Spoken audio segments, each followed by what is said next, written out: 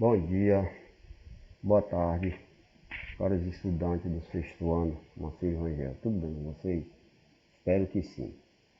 Nossa aula de hoje é sobre as atividades humanas e dinâmicas climáticas em Teresina. Então nós vamos entender como as atividades urbanas, lá do setor secundário e terciário, provocam essa dinâmica, ou seja, essa mudança climática dentro da nossa cidade. Então vamos lá. A primeira coisa que a mudança ocorre em Teresina é a ilha de calor. Lembrar que Teresina tem um clima chamado tropical típico, com a estação chuvosa e uma seca, mas com temperatura alta durante todo o ano. Lógico que no período BR ao BRO, não é isso que agora nós estamos nesse ano, não é isso? O que é que ocorre? A temperatura aumenta. Só que ela vem aumentando e se agravando cada vez mais em consequência dessas atividades econômicas desenvolvidas aqui na cidade. Então nós temos lá atividades do setor secundário, nós temos o caso da construção civil, nós temos a indústria. No setor terciário, nós temos o comércio, todo o comércio que é feito dentro da cidade e a prestação de serviço. Então isso traz trabalho, dinamismo para a economia, mas de maneira como ela é feita, ela provoca mudanças na temperatura da cidade. E aí ela é grande. Então vamos ver. Nós já falamos que uma cidade, ela cria a ilha de calor. O que é ilha? Mais ou menos isso aqui, ó. Uma ilha nós sabemos, né? Um ponto isolado. Então, ó, tá aqui, ó. Por que isso ocorre? Nós falamos, quando nós falamos esse conteúdo a nível do Brasil, nós falamos que nas grandes cidades você tem um centro, não é isso? Onde você tem menor quantidade de árvore e a temperatura aumenta. Quando eu vou me afastando desse centro para as áreas urbanas residencial, suburbana residencial, que nós chamamos de periferia, não é isso? Essa temperatura vai amenizando. Na hora que eu encontro um parque ambiental dentro da cidade, ele vai e ameniza. É o que nós chamamos de microclima. Então você vai lá no Zoológico Teresina, não é isso? Então quando você chega ali, você vai encontrar o quê? Um microclima, porque a temperatura lá é amenizada. Por quê? Porque lá existe uma grande quantidade de árvores. Árvore grande, não é isso? Que é preservada, pouca impermeabilização, aí a temperatura ameniza. Quando eu chego na zona rural, onde as ações, atividades econômicas são menores, onde a impermeabilização é menor, onde a ação do homem é menor, a temperatura ameniza. Vamos ver como isso ocorre dentro de Teresina. Então vamos lá. Causa das ilhas de calor: impermeabilização da superfície do solo.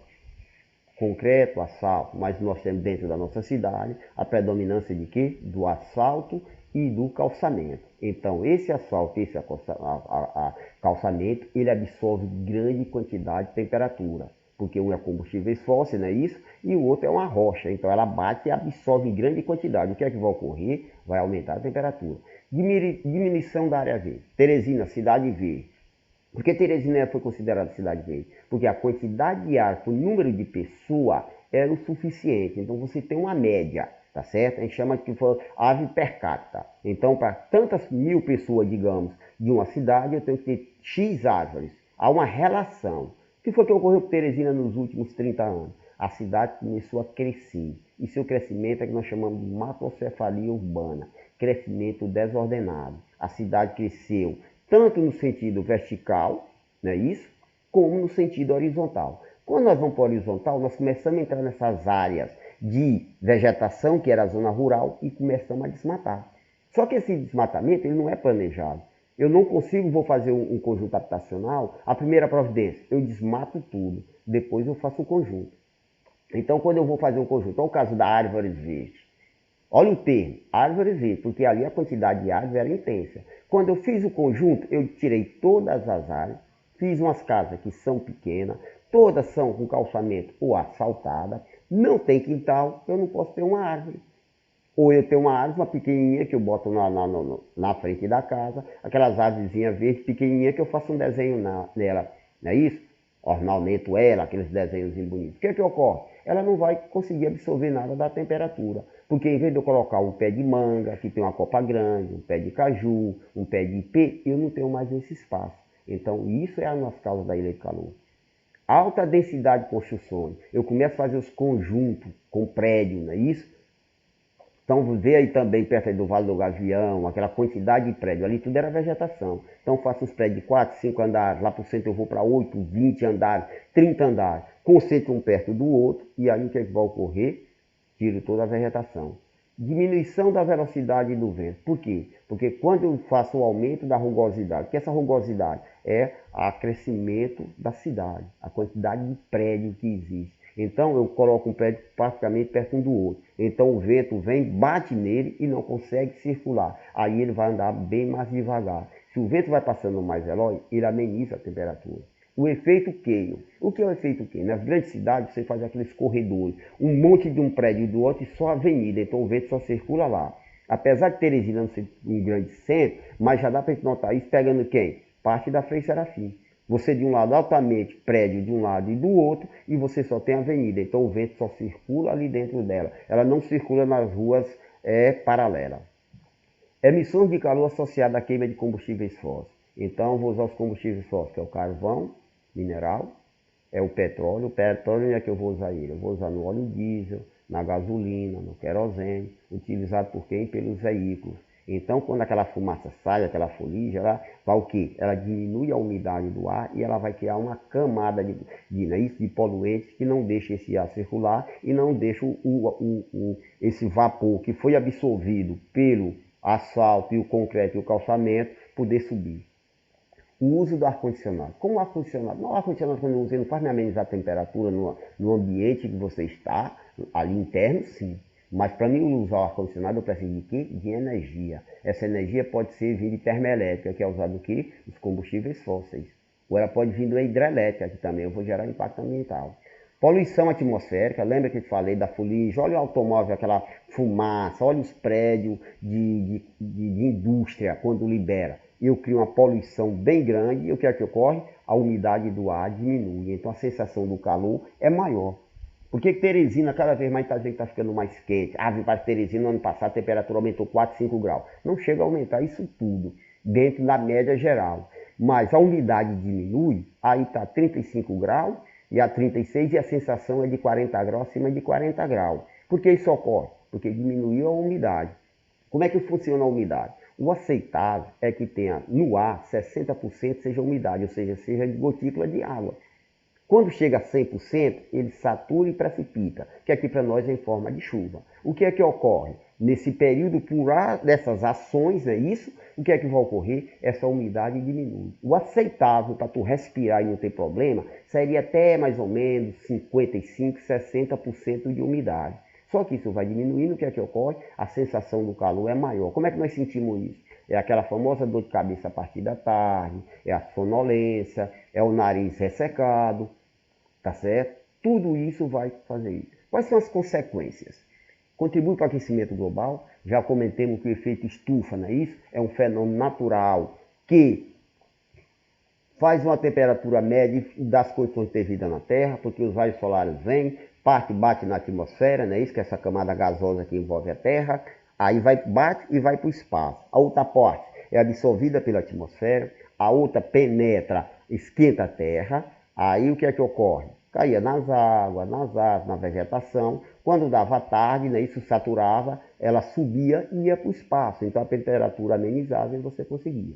Só que com o uso da impermeabilização, não é isso? De asfalto, de concreto, de calçamento, a construção de prédio em concreto, o que é que ocorre? Essa temperatura aumenta. Aí o que vai ocorrer? Quando ela vai sair pelos combustíveis fósseis, esse ar não consegue subir, bate e retorna. Aí aumenta a temperatura, que era do efeito estufa, aí nós chamamos de aquecimento global. Consequente aí, temperatura, aumento da precipitação convectiva urbana, ou seja, em determinada área aumenta a quantidade de chuva. Por quê? Porque esse ar está aqui, ele sobe, não consegue ir para o espaço, bate na barreira, ele para em determinada altura, ele condensa, passa do estado gasoso para o líquido, porque a temperatura amenizou lá em cima, aí ele precipita. Precipita aqui e volta, mas às vezes a chuva é o quê? Ela é ácida, em decorrência desses uso intenso de combustíveis fósseis. Maior presença de gases tóxicos, é só lembrar, acabamos de falar quando você vê o metrô, no caso da gente que usa combustíveis fósseis, o caminhão, o ônibus, as fábricas, então tudo isso vai gerando isso daí. E maior probabilidade de problema respiratório que afeta a saúde da população. Na hora que nós entramos no BROBRO, começa o aumento de doenças respiratórias em Teresina, principalmente em criança, porque a umidade do ar é pouca, ele não consegue puxar. Quando você puxa o ar para respirar, esse ar não tem a umidade de 60%, que é o aceitável, o mínimo. Ele está baixo, então ele é seco. Seus pulmões absorvem só a temperatura. Aí falta o ar, dor de cabeça, a criança às vezes começa a sangrar pelo nariz. Como é que a gente ameniza isso em Teresina? Eu ligo o ventilador 2, 3 horas da tarde, ninguém aguenta. Quando o vento está circulando, ele bate, ele é quente. Então tem que botar uma bacia de água para quê? Para o vento bater na água, essa água subir, aumentar a umidade daquele ar e ele ficar um pouco mais refrescante, você absorver. À noite, você está sentado no sofá, numa cadeira, frente à televisão alta, pega uma toalha úmida, bota ali que ela ameniza, tá certo? Porque senão ninguém consegue. Aí a importância de como eu tentar amenizar isso. Caso de Teresina, você plantar uma árvore, cria um espaçozinho, planta a árvore, e não fica fazendo desenho nela, podando diretamente não. Só se ela levar um risco de cair em cima de uma casa ou algo assim. Mas se não for, deixa a planta ficar grande, deixa ela formar uma copa grande. Olha a sombra que um pé de manga vai dar. Olha aqui essa sombra aqui. Pé de caju, o pé de ipê, ali ele ameniza e é muito. Então o exemplo é você plantar uma árvore. Teresina, até que a prefeitura ultimamente vem plantando muita árvore. Mas a gente dá ver quem? Muita gente quebrando. Às vezes eu não planto o suficiente. Na hora que eu planto 4, 5 árvores, eu já desmatei 10, 50 para criar um novo conjunto. Então a importância de você plantar. E a Teresina plantou lá, a prefeitura e tal. Vá lá, lagoa, não depreda, que ela fica lá. Aí nós temos o Jardim Botânico, né? Isso que é uma área grande de Teresina, que tem a predominância de árvores, e ali nós chamamos microclima, porque a temperatura lá sempre é menor do que o centro da cidade. Lembra quando nós falamos da ilha de calor, quando você chega num parque? Então você chega no Parque Zoobotânico, a grande quantidade de árvores de aí. Teresina tem muito, ó, o Parque Ambiental aqui, lá da outro aqui, o Parque da Cidade, então tudo isso vai amenizar. Aí vem outro problema que é gerado pelas atividades econômicas urbanas e o assoreamento dos rios. E Teresina é um caso bem tido. Então vamos ver, como é isso aqui? Olha, o normal é esse aqui embaixo. Eu tenho as matas ciliares. O que é que ela impede? Eu tenho um monte de árvores na sua vegetação ao lado, tá certo? Essa vegetação, por lei, teria que ser no mínimo 50 metros de largura para ter uma grande quantidade de árvore. A chuva, olha a chuva formada aqui. A chuva faz o quê? Ela bate na copa da árvore. Quando ela bate na copa da árvore, ela diminui a velocidade da água. Aí o que é que ocorre? A água cai no solo. Quando ela cai no solo, essa água flui para normal para onde? Para o rio. E quando eu tenho a vegetação aqui, olha as raízes, ela fixa a areia, o solo não consegue desmoronar. Então isso aí a água do rio, ó, seu percurso é normal. Com as atividades econômicas e urbanas, o que é que ocorre? Olha, como é que está o solo aqui? Ele está nu. Por que ele está nu? Porque toda a vegetação da lateral, da margem direita e da margem esquerda, foi que ocorreu, foi desmatado. Agora, quando a água bate aqui, a chuva aqui de um lado e do outro, ó, ela não encontra mais aqui a vegetação para bater na copa da árvore, amortecer essa velocidade, boa parte cair, infiltrar aqui e eu ir para o rio. Aí ela bate direto. Quando ela bate, ela vem em direção ao rio. Aí o que é que ocorre? Ela traz essa areia, ela traz o solo todinho para a areia. Olha aqui a profundidade que era o rio, ó, essa parte mais escura. Olha aqui. Por que é que diminuiu? Porque toda essa areia, o solo aqui, ó, ele vai para a calha do rio, bem para o fundo do rio. Aí o que é que ocorre? O rio vai soterrado, aí ele vai expandindo, sua margem vai crescendo cada vez maior. E isso vai gerando isso. Então, o importante era que você não desmatasse. Como é que a gente pode ver isso em Teresina? Está aqui o exemplo dos nossos dois rios. Olha aqui o rio Parnaíba, lá na ponte metálica.